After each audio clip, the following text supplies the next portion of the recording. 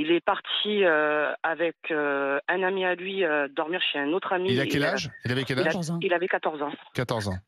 Il est sorti donc pour aller manger un bout et pour dormir après chez son meilleur ami qui était dans un quartier à côté d'une autre à la SNCF. Ouais. Et en sortant du quartier, une moto est arrivée avec deux personnes dessus, armées d'une Kalachnikov, et ils l'ont rafalé, lui, son ami, et un papa avec un petit qui était à côté. Donc C'était les eux autres qui ont étaient été visés? blessés.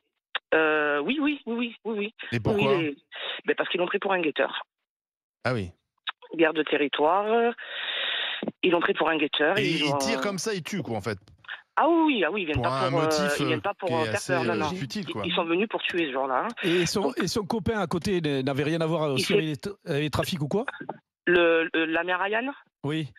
Par la suite, on a su qu'il était impliqué dans des trucs. Puis après, ouais. je peux pas en dire plus parce qu'il y a quand même une enquête qui est en cours. Et on a retrouvé les tireurs? Non, ils ont pas été retrouvés, non. Ah bon? Ah non. Pourtant, l'affaire a été médiatisée, de par son jeune âge.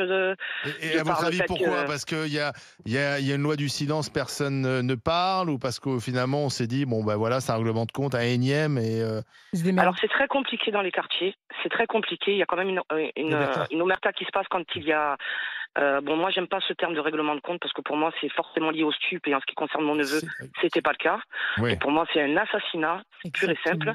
Après dans les quartiers, il faut savoir qu'à l'heure d'aujourd'hui, les gens ont peur.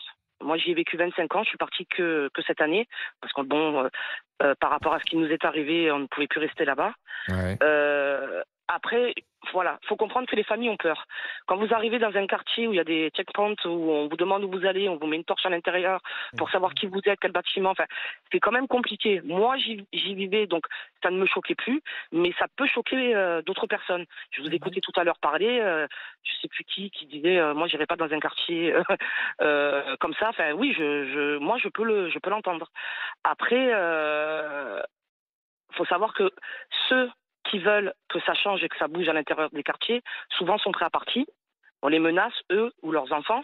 Donc c'est vraiment très compliqué. Donc imaginez-vous un assassinat. Les gens ne viendront pas d'eux-mêmes à la police, même s'ils entendent ou s'ils savent des choses, pour dire je pense que c'est lui ou j'ai entendu que...